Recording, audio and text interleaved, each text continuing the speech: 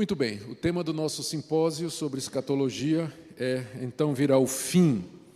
Essa frase é tirada de uma palavra de Jesus, do seu sermão escatológico, sermão que nós encontramos principalmente no Evangelho de Marcos, capítulo 13, mas também em Mateus 24 e Lucas 21. Nós iremos seguir o registro como está no Evangelho de Marcos, no capítulo 13.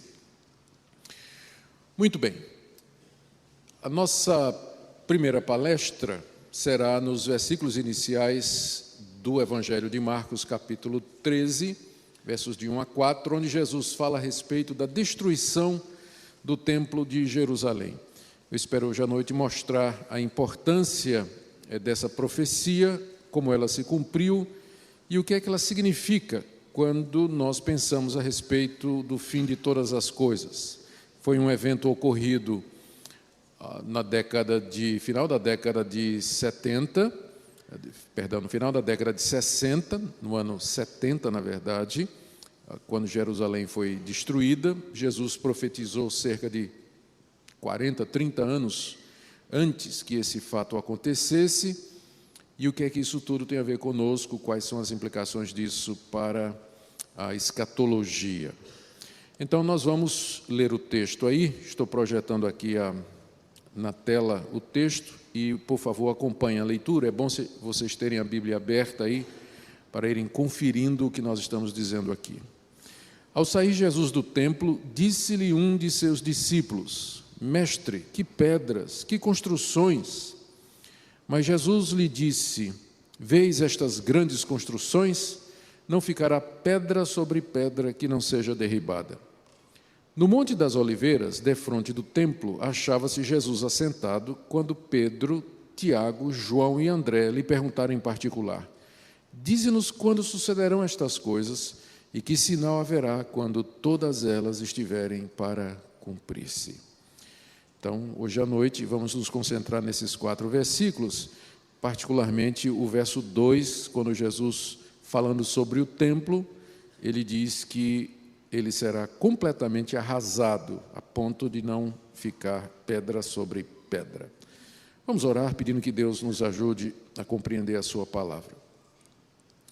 Senhor, nós estamos aqui nessa noite com o objetivo de entender a tua revelação. Tu nos deste a Bíblia para que pudéssemos te conhecer, conhecer a tua vontade, conhecer a nós mesmos, entender a história, ter esperança e saber de que maneira viver nesse mundo.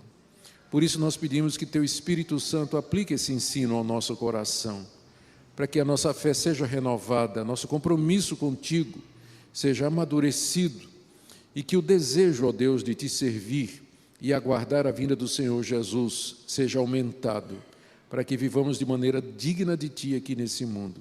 Se alguém aqui nessa noite que ainda não aprendeu a viver à luz da eternidade e das Tuas promessas, nós pedimos que seja uma noite de iluminação, de transformação, de conversão, de bênção. Em nome de Jesus nós oramos. Amém. Muito bem? Marcos 13, de 1 a 4. Muito bem, vamos começar definindo o que é o sermão escatológico. Muita gente se espanta com esse nome, escatologia. É uma palavra, esse nome, na verdade, vem da língua grega, é uma palavra grega composta de 2. A palavra eschatos, que significa último ou últimas coisas, e logia, que significa estudo de. Então, a combinação, o estudo das últimas coisas. É isso que escatologia é. E o sermão escatológico, que é o nome que se dá àquela pregação que Jesus fez aos seus discípulos, um pouco antes de ser traído, lá no Monte das Oliveiras, onde ele falou a respeito das coisas que haveriam de acontecer, tem esse nome exatamente por isso, porque nesse sermão, Jesus, mais do que em outras passagens, fala a respeito do futuro, da sequência dos acontecimentos. Ele fornece sinais, ele fornece evidências de determinadas coisas e alerta os discípulos a respeito das coisas que haveriam de vir. É por isso, então, que ele tem esse nome, porque trata das últimas coisas. Jesus pronunciou esse sermão depois de ter saído do templo com seus discípulos, estando no Monte das Oliveiras. Nós estamos aqui na última semana de Jesus em Jerusalém. E durante aquela semana, era a prática de Jesus de manhã ir para o templo, ensinar, passava o dia, ao cair da tarde ele saía e ia para o Monte das Oliveiras. E no caminho, naturalmente, ele passava pelo templo, saía, o Monte das Oliveiras ficava fora das muralhas de Jerusalém, e de lá, numa situação privilegiada, ele podia ver a cidade e o grande templo com sua cúpula dourada, que brilhava então, naquela época, com suas pedras brancas, que brilhavam à luz do sol que se punha. E foi ali naquela ocasião, numa dessas ocasiões, que Jesus falou da futura destruição daquele templo, que era o símbolo da presença de Deus no meio do povo de Israel, que era o ícone do judaísmo, que era o centro de convergência de todos os judeus de todas as regiões do Império Romano. Era ali que eles iam 3 vezes ao ano para adorar a Deus. Jesus fala que aquele grande templo seria destruído. Fala em seguida de um período que ele chama do princípio das dores, depois outro período que ele chama de a grande tribulação e finalmente descreve a sua vinda, que ele haverá de voltar. E ele dá aos seus discípulos alguns sinais que asseguram o cumprimento de todas estas coisas que ele falou. E exorta os discípulos a que aguardem o cumprimento destas coisas, vigiando para não serem apanhados de surpresa, e sabendo que Deus haverá de cumprir tudo aquilo que ele falou. Esse sermão, como eu disse, ele está registrado em Mateus 24, Lucas 21, há pequenas variações, mas isso se deve aos propósitos diferentes de Mateus e Lucas quando registraram. A versão de Marcos é provavelmente a mais condensada, sintética. Talvez Mateus usou esse texto de Marcos para elaborar o seu sermão, a sua versão do sermão escatológico, por isso que ele é geralmente o preferido quando a gente vai estudar essas palavras finais de Jesus a respeito do que haveria de acontecer. Então, por isso nós vamos de vez em quando, porque são 3 versões, de vez em quando nós vamos citar também Mateus e Lucas, mas nosso foco vai ser, de fato, em Marcos. No slide seguinte, eu quero dar a vocês um esboço do sermão. É bom a gente ter um mapa de onde está indo, não é? Então, aqui eu coloco o mapa do sermão. Ele pode ser dividido em 5 partes, esse capítulo 13 de Marcos. A primeira parte, e a que vai nos ocupar hoje à noite, é quando Jesus fala da destruição do templo, que são os versos de 1 a 4, em resposta a uma pergunta feita pelos discípulos. Depois, ainda respondendo a mesma pergunta, ele alerta aos discípulos quanto ao surgimento de falsos profetas, perseguições e da apostasia dos seus seguidores, num período que ele chama de princípio das dores. Essa segunda parte vai do verso 5 até o verso 13, vá marcando na sua biblinha aí. Depois, ele faz uma advertência aos discípulos quanto a um período de grande tribulação que nunca houve igual no mundo e que haveria de vir sobre eles. Está aí do verso 14 a 23, é a terceira parte do sermão. A quarta parte é o anúncio que Jesus Cristo faz de que ele vai retornar um dia em glória. Versos 24 a 27 são apenas 3 versículos onde ele anuncia o acontecimento mais importante de toda a Bíblia, que é o retorno dele a esse mundo. E ele termina, quinta parte, versos 28 a 37, contando 2 parábolas sobre a necessidade dos seus discípulos ficarem vigilantes e alertas, já que ninguém sabe ao certo quando estes fatos haverão de acontecer. Então, como eles são imprevisíveis e pode acontecer a qualquer momento, a atitude correta é de vigilância, estar pronto a todo tempo, para que quando estas coisas aconteçam, nós sejamos encontrados fiéis e nos nossos postos como guardas ou soldados que estão cumprindo o seu dever. Muito bem. No próximo slide, eu coloquei aqui um gráfico da escatologia de Jesus. O que é que, para a gente tentar visualizar o que ele está dizendo. Aí do lado esquerdo tem a cruz, que é a sua morte, cerca do ano 30 ou 33, a diferença de contagem aí. E é quando, um pouco antes aí, desse momento representado pela cruz, é quando ele profere esse sermão, um pouco antes de morrer. E ele fala da destruição que vai ocorrer no templo, que acontece no ano 70. E Jesus profetiza que depois disso haverá um período que ele chama de princípio das dores. E esse período é um período em que vai haver uma intensificação de uma série de sinais que Jesus falou. Terremotos, perseguições, guerra, apostasia. A coisa vai ficando cada vez pior, até entrar num período que Jesus chama de a grande tribulação. E nessa grande tribulação haverá um sofrimento como nunca houve antes no mundo, que virá sobre a raça humana. E Jesus fala dessa grande tribulação em termos da destruição do templo de Jerusalém. Porque, com frequência, na profecia bíblica, um evento, ele é símbolo de outro. O profeta fala de uma coisa como se fosse uma só, mas, na verdade, ela se refere a dois eventos diferentes na história.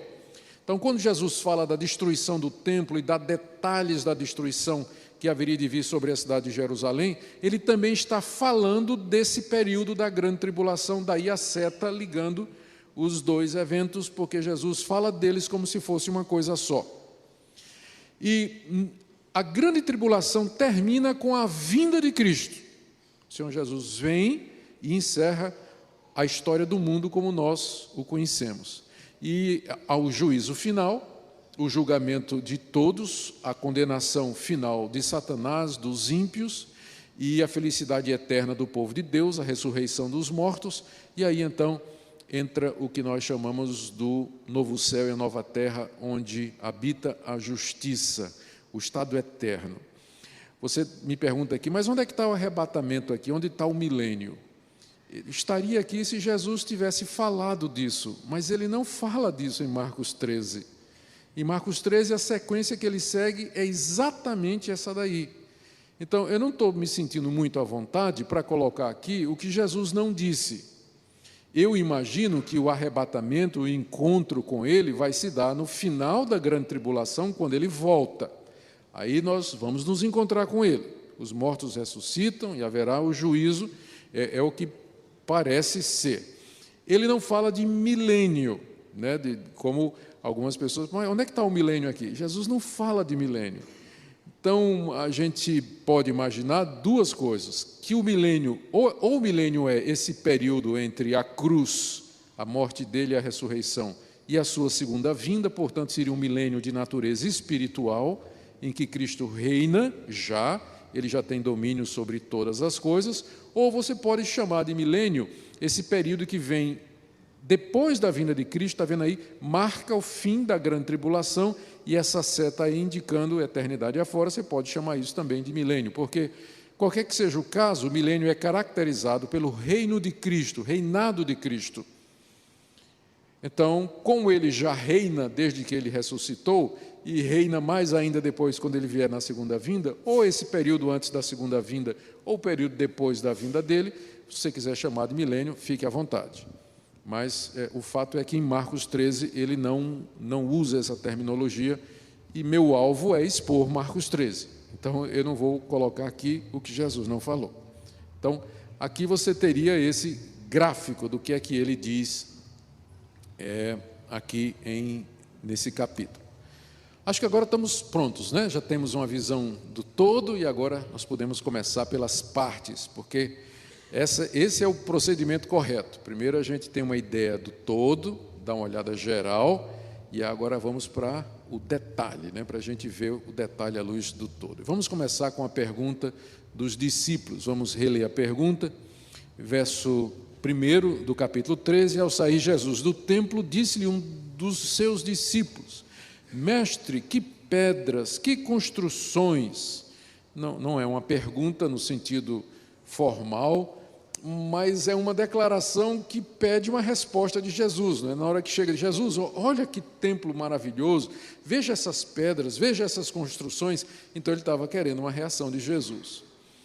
E Jesus dá reação no verso 2, dizendo que tudo aquilo ia ser derrubado.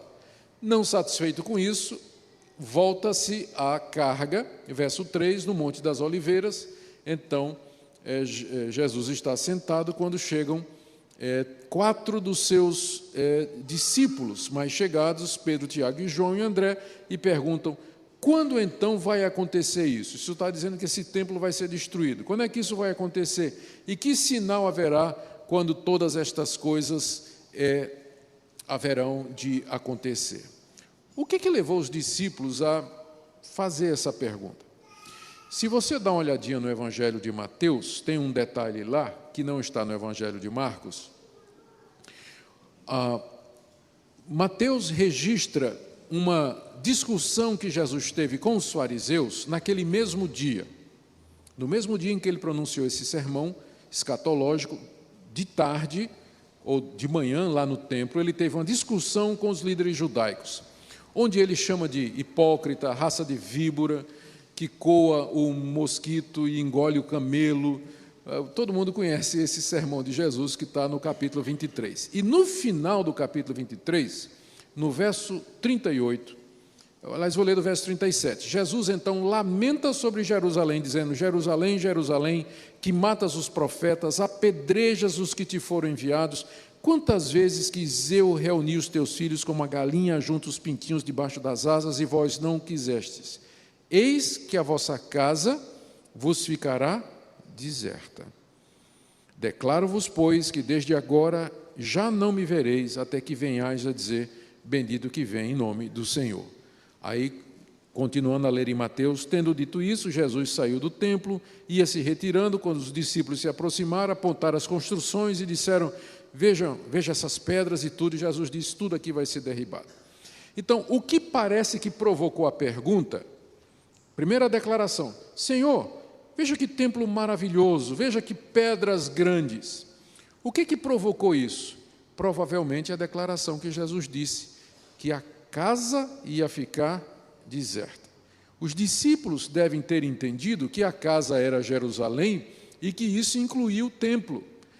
E eles então imaginaram que Jesus estava dizendo que Deus haveria de castigar a nação de Israel outra vez, porque 400 anos antes já tinha acontecido a destruição do templo, primeira vez, quando Deus mandou os assírios e os babilônicos contra Jerusalém, contra Israel, e os judeus foram levados para o exílio, cerca de 400 anos antes de Cristo.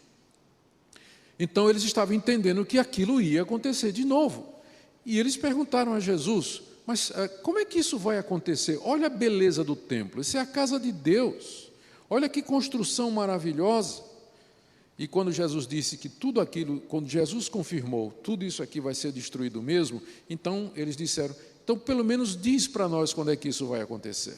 Quais são os sinais de que estas coisas vão acontecer? E aí então Jesus profere aquele sermão que nós chamamos de o sermão escatológico.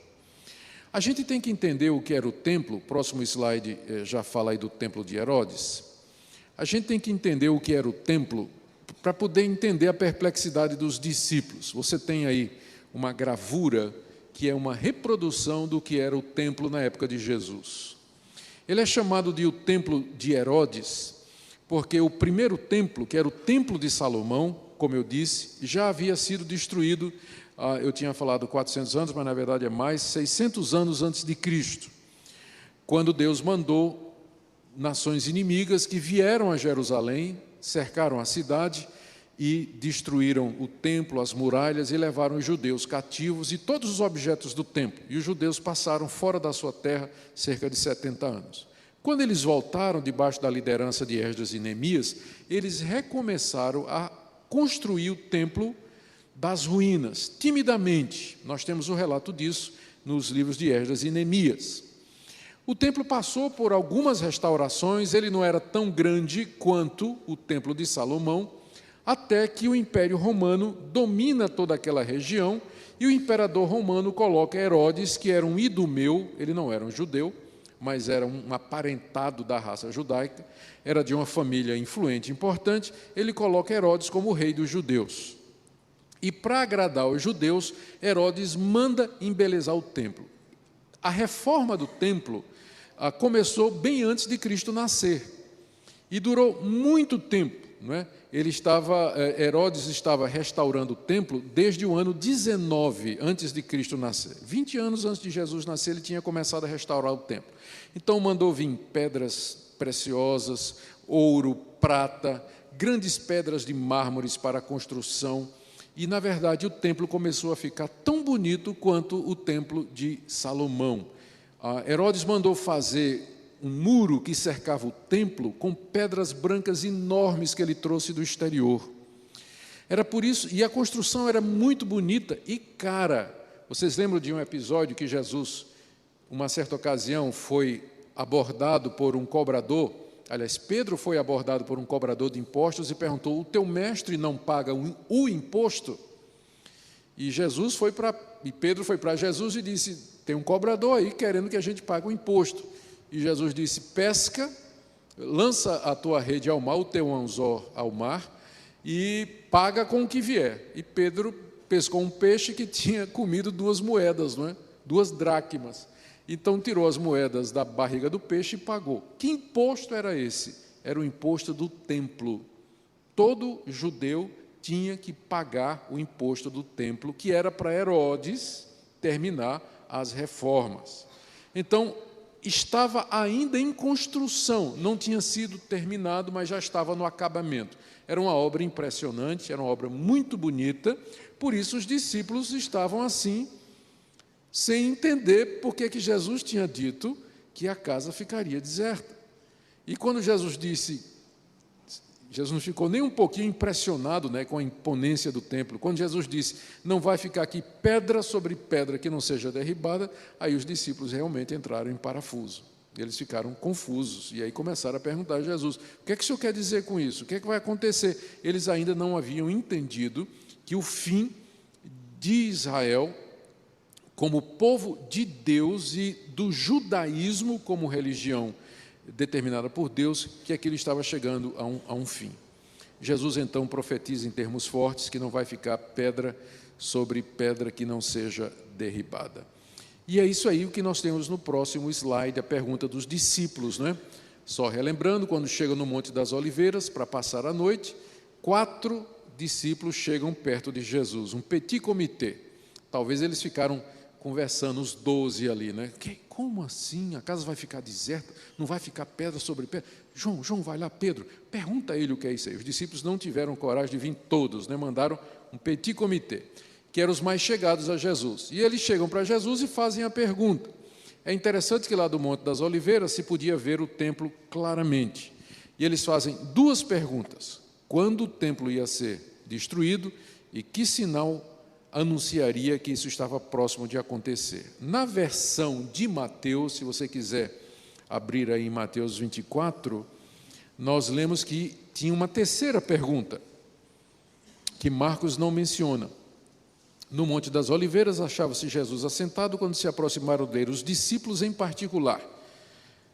É curioso, né, que Marcos diz uma coisa que Mateus não diz e Mateus diz uma coisa que Marcos não diz. Mateus não diz que era Pedro, Tiago, João e André, né? Se aproximaram e disseram: dize-nos quando sucederão essas coisas, que sinal haverá da tua vinda e do fim do mundo, da consumação do século. Então a pergunta completa foi essa. Por que eles associaram fim do mundo, vinda de Jesus com a destruição do templo? Porque na religião judaica havia essa associação. A chegada do Messias inauguraria um novo período em que Israel seria o centro de toda a terra. O templo seria agora aquele templo de Ezequiel, que é um templo que é descrito numa proporção muito maior do que do templo de Jerusalém, muito mais glorioso. Então o templo em vigor seria destruído, o templo de Ezequiel seria instalado, E ali o mundo como nós o conhecemos teria o seu fim e começaria o reinado de Cristo com Israel aqui na terra. Então, na cabeça dos discípulos estava tudo ligado: a chegada do Messias, a destruição do templo e o fim do mundo como nós conhecemos. Por isso, quando eles fizeram a pergunta, eles juntaram todas estas coisas. Na resposta de Jesus, a gente vai ver que estas coisas não acontecem na mesma época. A destruição do templo acontece num período, a chegada do Messias acontece no outro período. Mas um é espelho do outro, não é? Um aponta para o outro, como nós vamos ver mais adiante. Os discípulos, eles estavam interessados nisso porque ali no templo estava o Santo dos Santos, que era o local da presença de Deus, representava toda a religião do Antigo Testamento, e era no templo que se ofereciam os sacrifícios diários a Deus. 3 vezes por dia no templo eram sacrificados animais pela culpa do povo de Deus para satisfazer a Deus. Era ali que ministravam os sacerdotes, ali que estavam os levitas, enfim. Toda a religião de Israel se centralizava no templo. Não na sinagoga, mas no templo. E agora, quando Jesus diz que aquilo vai ser destruído, você pode imaginar o que é que os judeus estavam imaginando, não é? No próximo slide, nós lemos aí que a construção do templo havia sido ordenada por Deus e a sua destruição pelo próprio Deus significaria um castigo muito grande sobre o povo de Israel. A destruição do templo estava associada com o início de uma nova era, que daria início ao fim do mundo. Por isso que em Mateus 24 a pergunta inclui consumação do século. E amanhã nós veremos como a resposta de Jesus abrange todas estas coisas. Eu queria ver com vocês agora, no próximo slide, antes de chegar sobre o que realmente aconteceu no ano 70, o que Jesus falou a respeito do templo. E eu tenho aqui 4 citações. A primeira de Mateus 27, 22, 7. O rei ficou irado e, enviando as suas tropas, exterminou aqueles assassinos e lhes incendiou a cidade. Vocês todos lembram em que situação Jesus disse essa frase? Jesus estava, isso foi durante a última semana dele em Jerusalém, ele estava discutindo com os fariseus estavam rejeitando Jesus, e Jesus então contou uma parábola, uma ilustração. Ele disse: um certo homem tinha uma propriedade. Ele arrendou a uns lavradores e se ausentou do país. Quando chegou o tempo de receber o lucro, ele mandou um emissário. O emissário chegou lá, os lavradores pegaram o emissário, bateram nele e mandaram ele sem nada. O rei mandou um outro emissário para receber o que era. Aliás, o dono da terra mandou um outro emissário, chamaram de rei, na verdade, né? Mandou um outro emissário para receber o que lhe era de direito. Os lavradores fizeram a mesma coisa que tinham feito com o primeiro, e fizeram com o terceiro e com o quarto. Aí o rei disse assim: eu vou mandar o meu filho para receber o que é direito, porque pelo menos o meu filho eles vão respeitar. E o filho do rei chega lá na fazenda para receber o que é de direito, e os lavradores que tinham arrendado a terra disseram um para o outro: esse aqui é o herdeiro, se a gente matar o herdeiro, essa terra vai ser nossa. E o que é que eles fazem? Eles pegam o filho do rei, matam e resolvem o problema dessa maneira. Quando o rei... Aí Jesus pergunta para os judeus: o que é que vocês acham que o rei vai fazer com esses assassinos? Aí os próprios judeus disseram: ele virá com seus exércitos e arrasará aqueles assassinos. E Jesus Cristo disse: é exatamente isso que vai acontecer. E os judeus não tinham entendido que a parábola era contra eles, né? O rei ficou irado e, enviando as suas tropas, exterminou aqueles assassinos e lhes incendiou a cidade. Essa parábola era uma parábola a respeito da nação de Israel. Israel é essa vinha, os judeus são os arrendatários e o rei é Deus. Deus mandou os profetas, através da história, para pedir do povo judeu obediência, submissão a Deus, que fizesse a vontade de Deus, que andasse nos caminhos de Deus. Mas o que é que os judeus fizeram com todos os profetas? Mataram uns, apedrejaram outros, rejeitaram outros, cerraram no meio, crucificaram, apedrejaram. Finalmente Deus mandou seu Filho Jesus Cristo, e o que é que os judeus fizeram com eles? Mataram numa cruz. O que é que Deus então vai fazer com esse povo? A resposta é o que aconteceu no ano 70. Deus mandou os exércitos romanos como emissários de Deus e executou juízo e vingança de Deus contra os judeus, arrasando a cidade, o templo e todas as instituições de Israel. Então, Jesus estava profetizando que a destruição do templo era a retribuição de Deus ao fato de que os judeus rejeitaram Jesus Cristo, o Filho de Deus, depois de terem rejeitado todos os profetas e todas as tentativas de Deus de trazer aquele povo à obediência e à fé. Finalmente, Deus perdeu a paciência, por assim dizer, e manda o juízo que vem sobre a nação de Israel na década de 70. Outra passagem, está aí projetada, Mateus 23, 35 a 38, Jesus diz: para que sobre vós recaia todo o sangue justo derramado sobre a terra.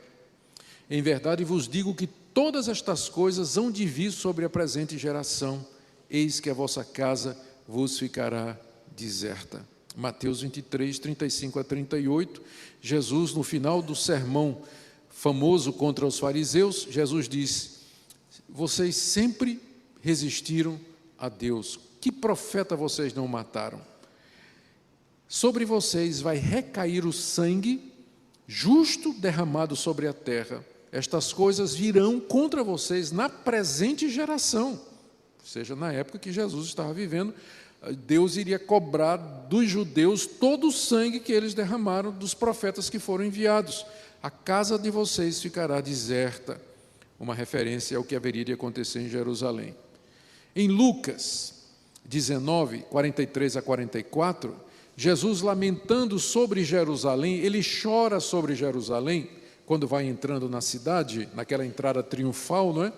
E ele diz assim: Jerusalém, sobre ti virão dias, é Lucas 19, 43 a 44, sobre ti virão dias em que os teus inimigos te cercarão de trincheiras, e por todos os lados te apertarão o cerco, e te arrasarão, e aos teus filhos dentro de ti, não deixarão em ti pedra sobre pedra, porque não reconheceste a oportunidade da tua visitação.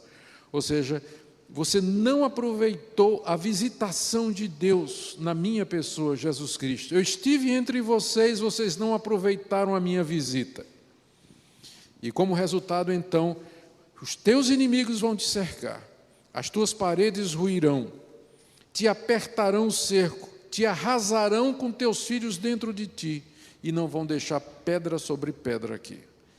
Então era isso que Jesus estava falando a respeito do templo. E agora em Lucas 21, de 20 a 24, Jesus diz aos discípulos: quando, porém, virdes Jerusalém sitiada de exércitos, sabei que está próxima a sua devastação. Então os que estiverem na Judeia fujam para os montes, os que se encontrarem dentro da cidade retirem-se, e os que estiverem nos campos não entrem nela, porque estes dias são de vingança. Quem está dizendo isso é Jesus, não é? Quem é que está se vingando? É Deus. Está se vingando da incredulidade, da rebelião dos judeus. É dia de vingança para se cumprir tudo o que está escrito. Ai das que estiverem grávidas e das que amamentarem naqueles dias, porque haverá grande aflição na terra e ira contra esse povo. Ira de quem? Ira de Deus. Cairão ao fio da espada, serão levados cativos para todas as nações, e até que os tempos dos gentios se completem, Jerusalém será pisada por eles. Lucas 21, 20 a 24. Então são as profecias que Jesus fez antes de morrer, a respeito do que haveria de acontecer com a cidade de Jerusalém e especialmente com o templo que estava dentro dela. No próximo slide, temos aqui um resumo de qual o quadro que estas palavras de Jesus nos pintam. O que Jesus realmente profetizou sobre o templo. Quando a gente junta tudo, o resumo é esse: que a cidade de Jerusalém seria cercada de exércitos, que seriam instrumentos de Deus para executar a justiça de Deus, a vingança de Deus e a ira de Deus contra aquele povo. Que trincheiras seriam construídas contra a cidade de Jerusalém por um povo inimigo, que a cidade seria queimada e arrasada, que a população seria massacrada e morta à espada, que o templo seria destruído pedra a pedra e que os sobreviventes seriam dispersos pelo mundo todo. Que profecia tremenda, terrível, pavorosa, feita por Jesus pouco antes de morrer, cerca do ano 30 a 33 da presente era, da era cristã. E o que é que aconteceu? Próximo slide. Tudo aconteceu exatamente como Jesus tinha dito. Cerca de 35 anos, 36 anos após Jesus ter falado estas palavras, os judeus se rebelaram outra vez contra os romanos. Os judeus viviam se rebelando contra os impérios mundiais que os dominavam. Se rebelaram contra os gregos, se rebelaram contra os romanos várias vezes, e aqui mais uma vez. No ano 66, o imperador Vespasiano mandou os exércitos romanos à Palestina debelar a rebelião dos judeus. Vespasiano já não aguentava mais. Os judeus eram o povo que dava mais trabalho. Fazia rebelião, promovia guerra. Vespasiano, dessa feita, mandou o exército imperial, comandado pelo seu filho, o general Tito, que mais tarde se tornaria imperador romano no lugar de seu pai, Vespasiano. E ele veio e cercou a cidade de Jerusalém no ano 66. Foi nessa vinda, você dá uma olhada no mapa, né? Lá de cima do norte, Roma descendo para Jerusalém, no caminho ele passou pelo Mar Morto. E o que é que ele fez ali? Ele arrasou uma comunidade chamada de os essênios, que tiveram tempo somente para salvar a biblioteca. Eles pegaram a biblioteca deles e esconderam nas rochas, das encostas rochosas do Mar Morto, e os exércitos vieram e arrasaram, porque estavam no caminho, né? Eram as margens do Mar Morto, e arrasaram. E essa biblioteca ficou perdida e foi descoberta no ano 54. Por acaso, um pastorzinho árabe, procurando uma cabra, a cabra foi por aquela região, ele viu um buraco, pensou que a cabra tinha entrado ali, pegou uma pedra, jogou para ouvir o barulho e ouviu o barulho de um jarro quebrado.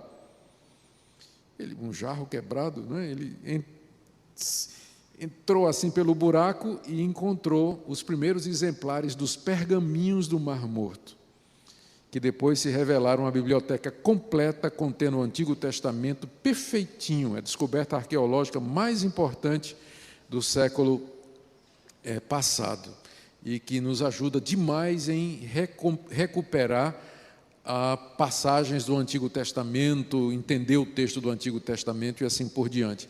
Então, essa comunidade ela foi arrasada quando Tito veio comandando as tropas contra Jerusalém, que aconteceu no ano 66, quando começou o cerco.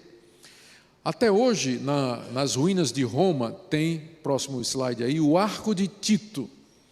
Vocês estão vendo aí, é uma foto desse monumento que foi construído em homenagem ao general Tito, que mais tarde seria o imperador, e está gravado ali que aquele arco era para comemorar o triunfo dos exércitos romanos comandados por Tito contra os judeus no ano 66 a 70. É uma evidência arqueológica daquilo que a Bíblia fala. Até hoje tem esse arco de Tito aí.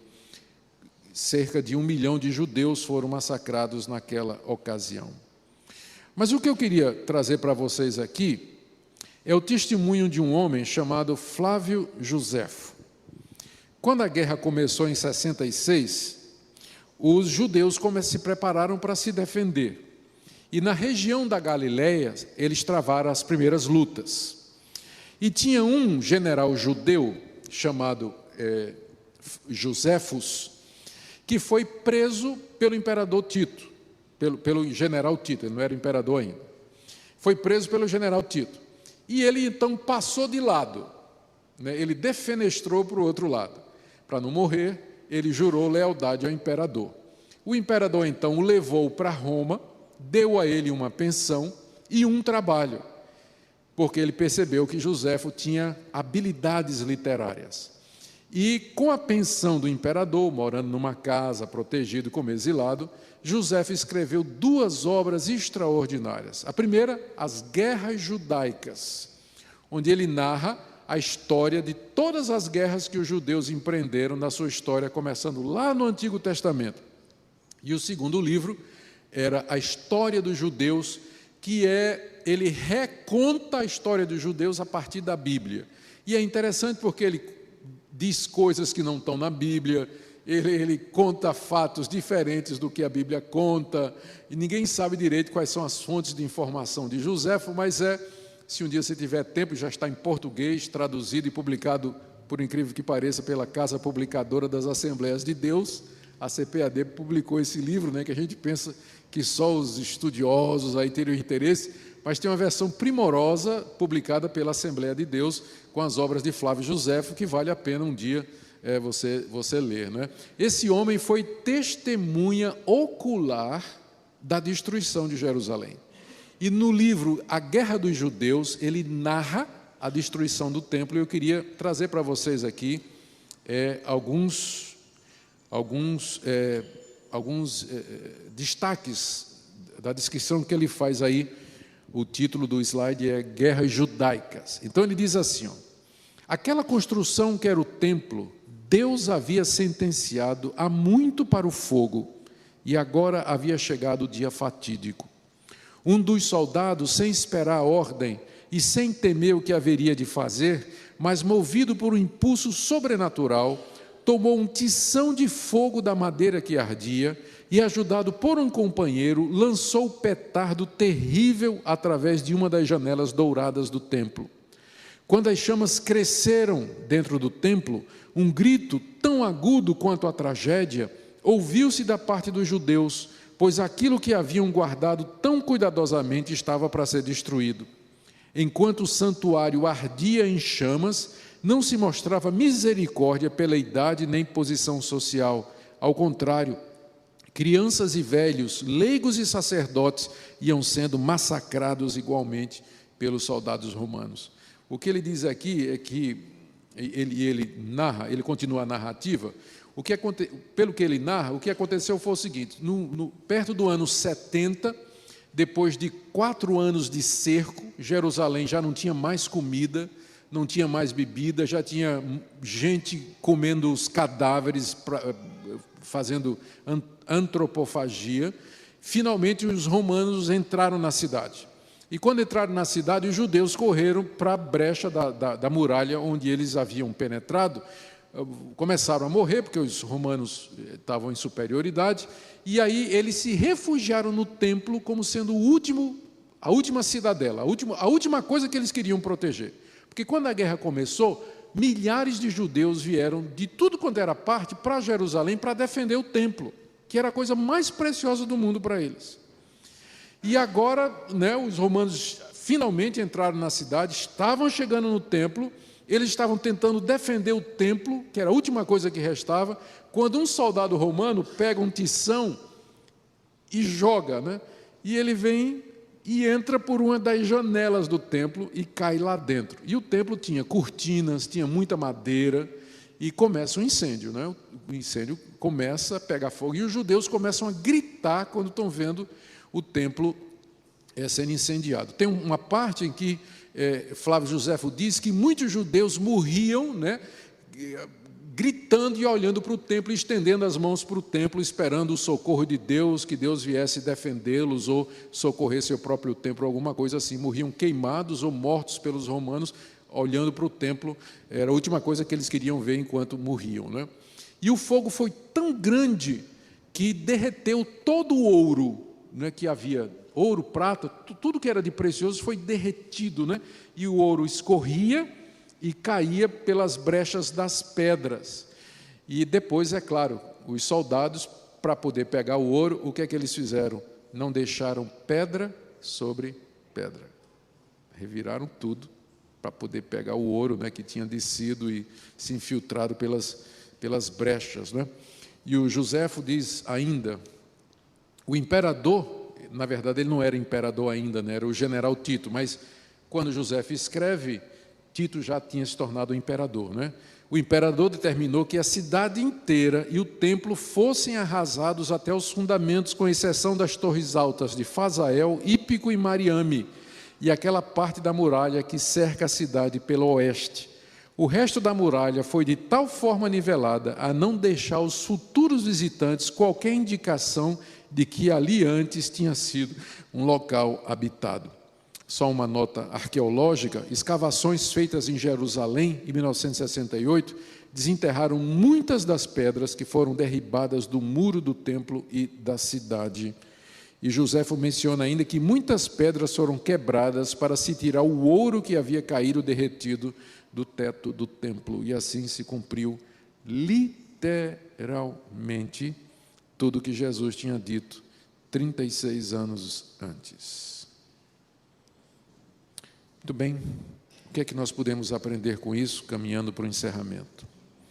Primeiro, que Jesus era profeta e que a Bíblia é a palavra de Deus. É impossível alguém prever com tamanha exatidão o que aconteceria dali a 40 anos. Especialmente porque quando Jesus falou estas palavras, havia paz no império. Os judeus estavam em tranquilidade, não havia ameaça de guerra. Israel era um país sólido, a economia estava bem, os inimigos não os havia por causa da paz romana. Então, esse tipo de profecia, às vezes as pessoas profetizam baseada nas circunstâncias atuais, elas fazem uma projeção. E aí o futuro que elas projetam é muito parecido com o presente. Só que Jesus profetiza uma coisa que não batia com a realidade dos seus dias. Herodes estava governando, o templo estava sendo, não estava nem acabado ainda, né? Estava sendo reconstruído, e Jesus então faz essa profecia que, humanamente falando, era impossível de ser realizada.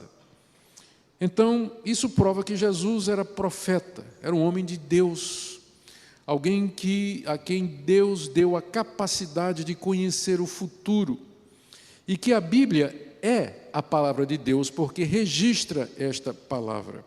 Mais do que um profeta, Jesus era o próprio Deus, o Filho de Deus, mas aqui ele está funcionando como um profeta, aquele que conhece o futuro e que anuncia da parte de Deus. Então, se nós estamos procurando evidências ou saber quem é Jesus, então essa passagem nos ensina a respeito da sua autoridade como homem enviado por Deus. Também nós podemos aprender que a destruição do templo representou o castigo de Deus contra a incredulidade e a rebeldia dos judeus. Foi isso que aquela tragédia representou. Deus suportou com muita paciência o povo judeu até o momento em que eles rejeitaram o seu filho. Aí então Deus disse, basta. A paciência de Deus, falando em termos humanos, tem um limite. Deus aguenta até um tempo. E aí então vem o juízo de Deus contra aquele povo, contra a incredulidade e a rebeldia dos judeus. Quer dizer que Deus então rejeita completamente os judeus? Não. Deus estende o seu evangelho e o seu perdão a pessoas de todas as raças, de todas as tribos, de todas as nações, etnias e nacionalidades. Qualquer judeu, em qualquer lugar que se arrependa e crê em Jesus Cristo, ele será recebido por Deus, perdoado e aceito por Deus, como qualquer outra pessoa de qualquer nação. Nesse ponto não tem diferença entre judeu e gentil, Deus aceita a todos com base na fé em Jesus Cristo. Nós aprendemos também que o templo e a destruição do templo é uma figura da grande tribulação que ainda está para vir ao mundo. Imagina o sofrimento daquele povo, o desespero daquele povo, a agonia e a angústia que veio sobre aquele povo. Isso é apenas um reflexo de uma angústia muito maior que ainda está para vir sobre o mundo. É isso que Jesus vai dizer mais adiante. A destruição de Israel no ano 70 é apenas um símbolo um tipo daquilo que aguarda o mundo ainda em tempos vindouros. Nós também aprendemos que a igreja agora apresenta a Deus um novo culto, não mais baseado nas cerimônias e rituais do templo. Eu queria chamar a sua atenção aqui para o seguinte: às vezes os evangélicos estão querendo reconstruir aquilo que Deus destruiu. Deus já destruiu o templo, com o altar, com a arca, com o chofar, com os sacrifícios, com o candelabro. Por que que os evangélicos querem trazer isso tudo de volta para dentro da igreja? Tocar chofar, candelabro, como se isso fosse uma coisa espiritual, carregar a arca. Deus já acabou com isso. Foi o próprio Deus que destruiu isso. E você encontra hoje no meio evangélico gente querendo construir aquilo que Deus já disse que não, já passou, não tem mais validade. Deus já acabou com o culto tipo templo, sacrifícios, simbolismos, rituais, figuras, tipos. Não somente estas coisas se consumaram na morte de Cristo e na sua ressurreição, mas como elas foram definitivamente apagadas da história com a destruição do templo no ano 70. Então não faz sentido, não é mais espiritual. Um culto onde você tem um chofar tocando, né? Aquele chifre de carneiro tocando, invocando a bênção de Deus. Isso faz parte de uma dispensação que Deus já sepultou. Então, tenhamos cuidado para não nos tornarmos judaizantes e pensar que as coisas da antiga dispensação, elas têm algum valor místico, simbólico ou espiritual, porque elas de fato não têm. Deus já terminou com isso. A prova disso é a destruição do templo. E antes disso, é claro, o fato mais importante, o Senhor Jesus, na cruz e na ressurreição, cumpre toda a lei cerimonial, não restando mais qualquer necessidade para estas coisas. Outra lição que a gente pode tirar aqui é que as coisas esplêndidas desse mundo são todas passageiras. Jesus não se impressionou com o templo. E às vezes a gente pensa que ele se impressiona, porque quando a gente vai fazer, é claro que quando a gente vai fazer as coisas para Deus, a gente tem que fazer o melhor possível. Mas às vezes a gente carrega na mão, não é? Um determinado dinheiro que poderia ser melhor utilizado na plantação de igrejas, envio de missionários, a gente acaba investindo em determinados luxos dos nossos templos, das nossas instalações, quando Jesus não se impressiona com isso. O que é que ele disse diante do templo? Não vai ficar pedra sobre pedra aqui. Ele não estava nem um pouquinho impressionado com a imponência e a beleza do templo. Estas coisas são passageiras. O reino de Deus não é feito de pedra, cal, cimento, telha ou coisas dessa natureza. Nós precisamos destas coisas, mas elas não podem ser um fim em si mesmas. Não é esse o foco da igreja. Não é esse o foco da igreja. Tem mais coisa aqui para a gente aprender. Vá anotando aí. Próximo slide. Aplicações para a nossa vida prática. Eu termino aqui com algumas aplicações. Primeiro, para aqueles que têm dúvidas sobre a autenticidade da Bíblia. Eu sei que hoje em dia, como sempre, há pessoas que lançam questionamentos acerca da autoridade da Bíblia, do tipo assim, papel cabe tudo, qual a diferença da Bíblia para o Alcorão, qual a diferença da Bíblia para as profecias de Nostradamus? Compare e você vai ver. Pegando Nostradamus, já que eu mencionei, você vai ler as profecias de Nostradamus, você pode encaixar qualquer coisa na linguagem simbólica de Nostradamus, em qualquer período, basta um pouquinho de imaginação. É muito diferente do detalhe que você vê, por exemplo, nas profecias bíblicas, como nós acabamos de ver. Há uma diferença que é perceptível a qualquer pessoa que resolva fazer a comparação. Se você está procurando alguma evidência da autenticidade da Bíblia e da sua autoridade, eu lhe recomendo o Sermão Escatológico de Jesus. E outras profecias da Bíblia e o seu cumprimento histórico exato. Talvez haja pessoas aqui nessa noite que estão abusando da paciência de Deus. O que seria abusar da paciência de Deus? É você de longa data saber que você está fazendo alguma coisa que não é do agrado de Deus, e você vem dizendo: Deus, eu sei que eu estou errado, eu sei que eu estou errada, eu sei que esse não é o teu caminho, mas tenha paciência comigo, eu sei que o Senhor é bom, e mais um dia, e vai levando, e não muda. Chama-se procrastinação. É você adiar o momento de fazer aquilo que você sabe que você tem que fazer. Eu quero lhe dizer que Deus é misericordioso e bom, mas Ele é o mesmo Deus que perdeu a paciência com os judeus. Ele suportou Israel, suportou até um tempo, e depois então não teve mais jeito. Então a palavra de Deus diz: buscai ao Senhor enquanto se pode achar, invocai-o enquanto está perto. Então, a graça de Deus nos foi dada, não para que nós tenhamos uma desculpa para viver no pecado, mas para nos libertar desse mundo mau. A sua graça e o seu poder nos foram dados para que vivamos uma vida reta diante dele. Também aqui há uma lição para quem pensa que Deus é somente amor e que não castiga ninguém. Essa é uma visão muito popular de Deus, que Deus é amor, Deus compreende as pessoas, e de fato Ele é. Se Ele não fosse amor, nós nem aqui estaríamos.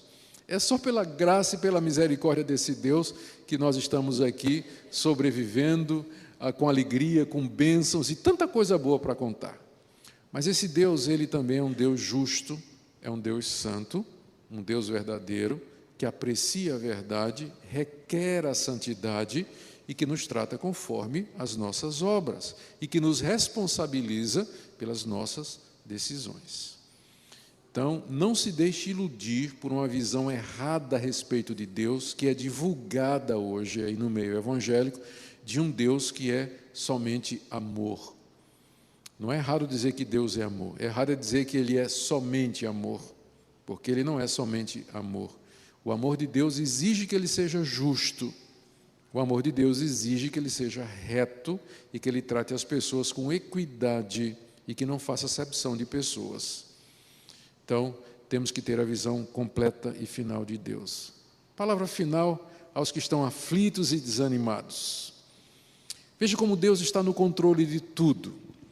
O fato de que Jesus podia prever 36 anos à frente o que haveria de acontecer é uma prova de que Deus controla a história e as circunstâncias e faz com que elas aconteçam de acordo com sua vontade. Ou seja, a história, ela não é uma sucessão de fatos e acontecimentos aleatórios, acontecendo ao acaso e sem uma unidade, um fundamento e uma linha.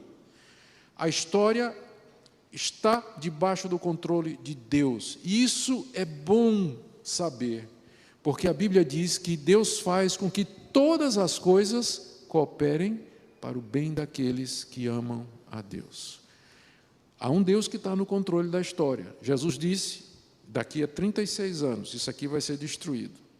E aconteceu exatamente porque Deus conduziu os destinos, os eventos, mexeu os pauzinhos, de tal maneira que aconteceu exatamente como Jesus fez.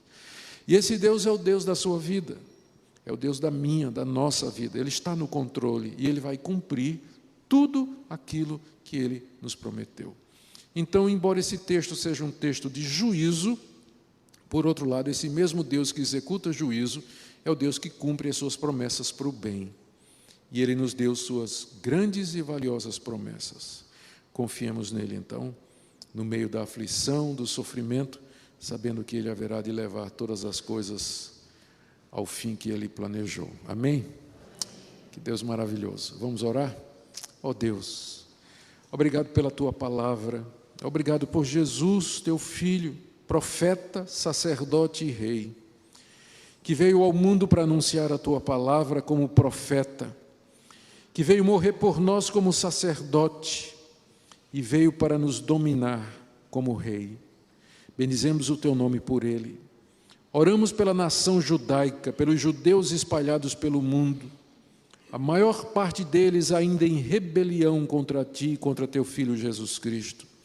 Ó Deus, faz com que eles reconheçam o Messias que tanto esperam, que eles possam ver que o Messias já chegou. Abençoa os missionários que trabalham entre os judeus, nós pedimos. E nos ajuda também, Senhor, a refletir sobre a Tua grandeza, o Teu poder e a Tua majestade. E dá-nos, ó Deus, consolo e confiança aqui nesse mundo, em nome de Jesus. Amém. Eu não combinei com o pastor, não, mas eu queria dar oportunidade para perguntas. Certo? Eu não sei se é possível, pastor, passar um microfone, eu não sei, para o pessoal que quiser fazer perguntas. Eu vou me limitar a umas poucas perguntas e gostaria que elas fossem sobre o que a gente falou aqui. Se você perguntar, mas e o batismo de menino? Eu falo com você na saída, tá certo? Mas aqui eu não vou falar sobre isso.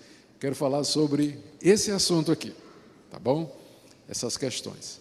Então, se alguém tem alguma dúvida, alguma pergunta, alguma coisa que eu poderia esclarecer melhor, temos já alguém ali, por gentileza. Vamos levar até lá. Você também tem uma pergunta? É Léo, né? O Léo também tem uma pergunta. Por favor. Boa noite, pastor. Primeiro, muito obrigado pela vinda do senhor aqui. Sobre escatologia, só com todo respeito, eu queria que o senhor explicasse como a gente resolve um probleminha de Mateus no capítulo 24, quando ele fala que assim, quando sai o relâmpago do ocidente, vai ao oriente, assim será a vinda do Filho do Homem. E lá em Atos, quando ele ascende, nós temos dois varões que dizem, né, vem as nuvens e esconde Jesus. E aí os dois varões dizem, o que vocês estão preocupados, né, galileus? Assim como o Senhor se foi, assim ele virá. Então parece haver assim uma distinção. Uma como um relâmpago, todos verão. E outra parece que nós não veremos do Monte das Oliveiras ao céu ou coisa assim. É interessante, eu nunca tinha colocado essa passagem uma diante da outra, né? Eu sempre entendi que elas estão dizendo a mesma coisa. O relato de Atos, ele está simplesmente dizendo que, da mesma forma que Jesus subiu aos céus, ou seja, em pessoa e visível, né, numa nuvem, ele voltaria da mesma maneira, ou seja, visível pessoalmente e numa nuvem. E o relato de Mateus diz apenas que isso será, não é, como um relâmpago. De repente, né, ele está vindo, rápido, assim, subitamente, inesperadamente, todos verão o Senhor Jesus vindo nos céus, pessoalmente, numa nuvem. Eu sempre imaginei que a combinação dessas duas passagens dá esse quadro aí. Eu não sei se é isso aí. Eu sempre imaginei que foi assim, mas eu nunca tinha colocado uma de frente para a outra, como você colocou. Não deixa de ser interessante. Léo. Oi. Jesus, ele nasceu com o objetivo de morrer, não foi? Na cruz. E o senhor falou que Deus perdeu a paciência com os judeus porque mataram Jesus na cruz. Eu fiquei com dúvida porque, se Jesus já nasceu para morrer e Deus sabia que Jesus ia morrer, por que ele perdeu a paciência? Por que ele ficou irado? Não tem graça. Eu sabia que ia ter perguntas sobre predestinação e responsabilidade humana. Eu sabia que ia ter. Sua pergunta é corretíssima. Tá certo? Ela está correta, ela tem razão de ser. A resposta que a gente dá para isso é a seguinte: a Bíblia nos coloca eu não diria um dilema, mas eu vou te dar o quadro, e aí você vê quais são as opções que a gente tem para resolver. A Bíblia afirma que tudo o que acontece é determinado por Deus. Deus é Senhor de todas as coisas, Ele criou o mundo do nada, Ele criou o tempo, criou a história. Ele é soberano, onipresente, onipotente, onisciente, Ele vive na eternidade, tudo está diante dEle, nada pega Deus de surpresa e nada foge ao controle e à vontade de Deus. Então, a Bíblia afirma isso com muita clareza em todos os seus livros. Por outro lado, essa mesma Bíblia, às vezes no mesmo livro, às vezes no mesmo capítulo e às vezes no mesmo versículo, coloca juntamente com a soberania de Deus a responsabilidade do homem, que o homem é responsável pelo que ele faz, que o que ele planta ele vai colher, e que ele responde a Deus pelas atitudes dele, que Deus vai julgar a cada um de acordo com suas obras. Então, de um lado você tem milhares de versículos que falam da soberania de Deus, e do outro você tem milhares de versículos que falam da responsabilidade do homem, que o homem é responsável pelas escolhas que ele faz. Como conciliar as duas coisas? Porque elas parecem, à primeira vista, irreconciliáveis, né? Se Deus é soberano, como é que o homem pode ser responsável? Ou se o homem é responsável pelo que faz, como é que Deus pode ser soberano? Então a resposta é afirmar as duas coisas sem procurar uma solução. Não tem.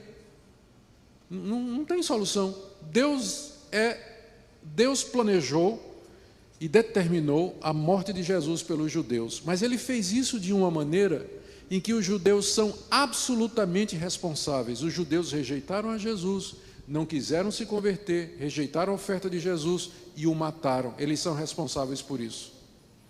Então, eu diria assim, que a soberania de Deus e a responsabilidade humana, na Bíblia, elas caminham lado a lado como dois trilhos de trem, que não se tocam.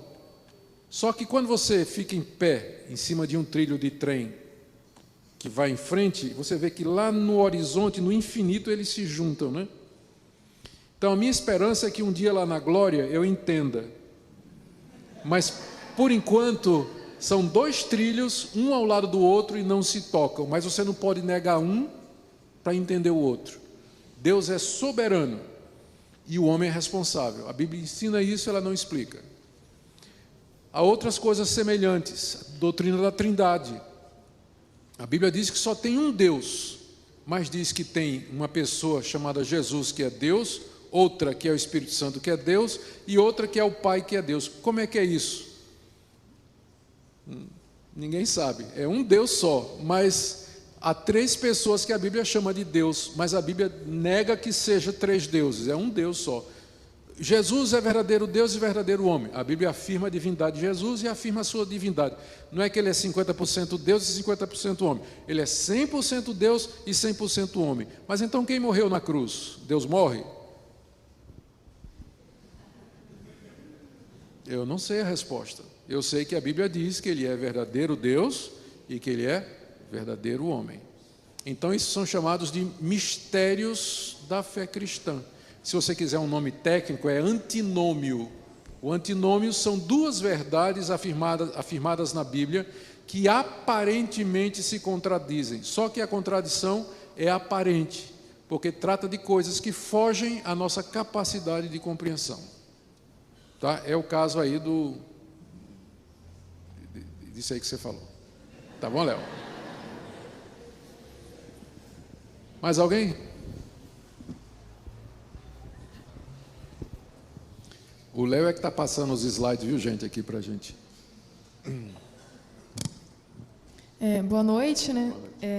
Uma dúvida que eu sempre tive, e em relação ao capítulo 24 de Mateus, a partir do versículo 29, quando ele fala sobre a vinda do Filho do Homem, que ele fala que quando Jesus vir sobre as nuvens, né, e separar os escolhidos, né? Então ele fala assim no versículo 34: em verdade vos digo que não passará esta geração sem que todas essas coisas aconteçam. Minha dúvida é em relação a qual geração ele está se referindo aqui. Né? Essa é uma das várias passagens complicadíssimas do sermão. Nós vamos ver isso aí no domingo à noite. Vai ser a última palestra. Essa mesma passagem está lá em Marcos 13. Então, eu vou dedicar um tempo a tentar explicar isso aí. Mas eu já posso adiantar alguma coisa. Há várias possibilidades. Lembra que nesse sermão aí, Jesus estava falando não só do fim do mundo, mas também da destruição do templo. Então, a primeira resposta é que aquela geração não passou sem que o templo fosse destruído. E, de fato, o templo foi no ano 70, não é? Dentro ainda daquela geração. Os discípulos de Jesus estavam vivos quando o templo foi destruído. Então, uma primeira resposta seria essa. Uma outra resposta que o pessoal dá é que geração ali não se refere à geração de 40 anos, mas a um período da história da humanidade. Então, a geração que viveu entre a morte de Cristo e a segunda vinda, essa é a geração que haveria. Jesus está se referindo a essa geração ali. E a outra opção, que eu não acredito, né, porque eu acho que contradiz a palavra de Deus, é que alguns estudiosos, alguns até renomados, mas de linha liberal, eles dizem que Jesus se enganou. Que Jesus estava esperando que dentro de 40 anos ele voltaria em glória. E ele simplesmente se enganou. E eu não posso aceitar esse tipo de explicação, não é? Então, vai ser uma dessas outras duas alternativas aí.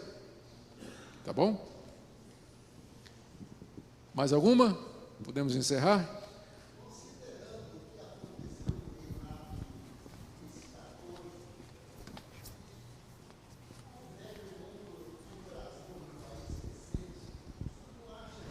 A perseguição religiosa já aconteceu? Não. O senhor diz assim no sentido de que não tem mais hoje? Porque o massacre dos huguenotes ocorrido no reinado de Luís XIV. O massacre dos huguenotes. Foi uma coisa horrenda. Foi. Viu? Mas eu na verdade, eu estava planejado para dizer amanhã, e eu vou dizer amanhã, que nunca teve tanta perseguição contra os cristãos como hoje. Saiu um relatório de uma pesquisa de uma dessas ONGs que cuida de liberdade religiosa, aí eu esqueço o nome até. Eu posso tentar até trazer amanhã e mostrar para vocês o endereço na internet para vocês verem. Mas uma pesquisa feita por uma ONG que trata de liberdade religiosa, ela disse que a religião mais perseguida no mundo hoje é o cristianismo. E ele disse um número que eu não acreditei. Ele disse que cerca de 200 milhões de cristãos estão passando perseguição hoje. Aonde? Ele diz, primeiro, países muçulmanos, Coreia do Norte, China, algumas partes da Índia, países da África que são muçulmanos. Somando aí, ele diz que chega um número perto de 200 milhões. Se estima o número de cristãos hoje em 2,6 bilhões de cristãos. Então, 200 milhões é o quê? 10% disso aí? Pouco menos, né? Então, tanto é que eles criaram um termo, cristofobia. Não tem homofobia? Eles criaram um termo, cristofobia. É ódio aos cristãos. E eles, então, documentam e mapeiam a perseguição aos cristãos. Eles falam de perseguição violenta, né? Aberta, que inclui assédio, tortura, prisão e morte, e a perseguição velada, como acontece em alguns países da Europa. Os cristãos, eles não são permitidos, por exemplo, evangelizar nas escolas. Nos Estados Unidos, por exemplo, na escola pública você não pode evangelizar. Se for evangelizar na escola pública, você pode responder processo. Nas escolas públicas da Inglaterra também, você não pode professar a sua fé, né, dizer sobre... O argumento é que o Estado é laico, né? Então, embora a gente tenha dificuldades com a Igreja Católica, mas recentemente aqui no Brasil, em Santa Catarina, se não me engano, ou foi Rio Grande do Sul, o tribunal lá mandou tirar todas as imagens de símbolos do cristianismo das repartições públicas. Eu não tenho problema nenhum, porque eu não acredito em nenhuma daquelas imagens, mas é perseguição religiosa, que agora é contra os católicos, mas o próximo são os protestantes, pode ter certeza, que quando bate num, bate no outro também. Então, tem muita perseguição hoje ainda. Nós aqui, pela graça de Deus, temos sido beneficiados com liberdade. Mas o senhor pode ter certeza que no mundo todo há irmãos nossos que estão sofrendo muito, muito, muito. Amém? Tá bom.